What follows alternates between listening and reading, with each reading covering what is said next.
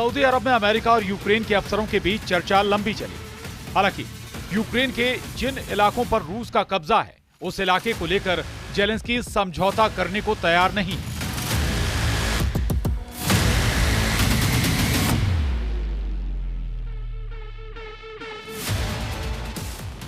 रूस का भी यूक्रेन के 4 बड़े इलाकों पर कब्जा है। इनमें डोनेस्क है, लुहांस्क है, जपोरिजिया और खेरसोन तक का इलाका है। यानी पूरे पूर्वी यूक्रेन पर इस वक्त पुतिन की आर्मी का कंट्रोल है।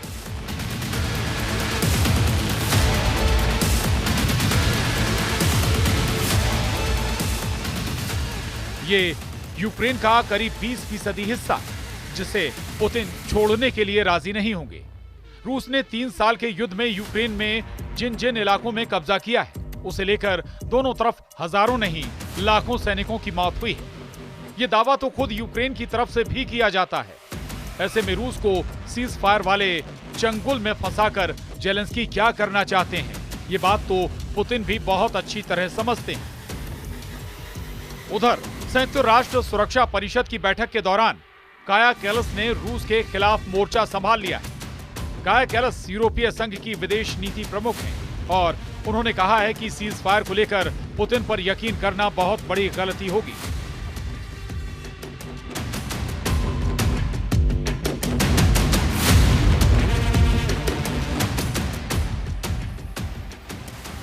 यूरोप अपनी जिद पर टिका हुआ है। वो जेलेंस्की को और ताकतवर बनाना चाहता है। मेलोनी से लेकर मैक्रों बता रहे हैं कि यूक्रेन को कैसे बचाया जाएगा और इसी ट्रैक पर चलते हुए रूस को कैसे यूरोप से भी दूर रखा जाएगा। इसीलिए मैक्रों ने वो परमाणु छतरी खोल दी है जो पूरे यूरोप को एटम बम वाले हमले से बचा सकती है। यूक्रेन भी, ब्रिटेन भी, इटली भी, जर्मनी भी, यूरोप का कोना कोना इस छतरी के नीचे आकर पुतिन के परमाणु गुस्से से बचना चाहता है।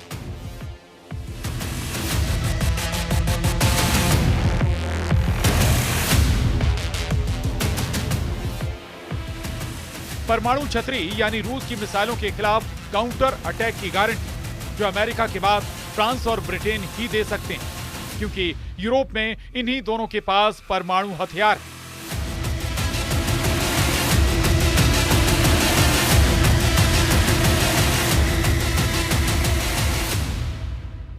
पुतिन से लड़ने के लिए यूरोप तैयार हो रहा है। यूरोप कहें या फिर नेटो की वो फोर्स जो लगातार युद्धाभ्यास कर रही है।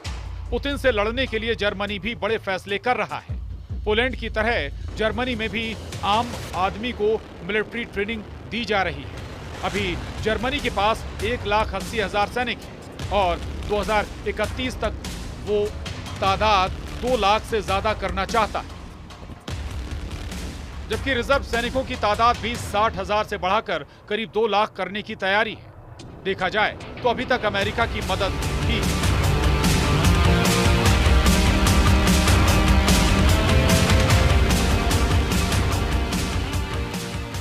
जिसकी वजह से यूक्रेन की फौज ने वॉर जोन में पैर मजबूती से जमाए हुए हैं। नहीं तो डॉनबास तक पूरी तरह रूस के कब्जे में है।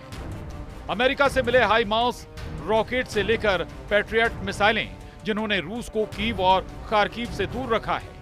वहीं एब्रम्स टैंक से लेकर F-16 फाइटर जेट भी अमेरिका के दखल पर यूक्रेन तक पहुंचे। हालांकि पुतिन ने इन सभी हथियारों को नाक रगड़ने पर मजबूर कर दिया है।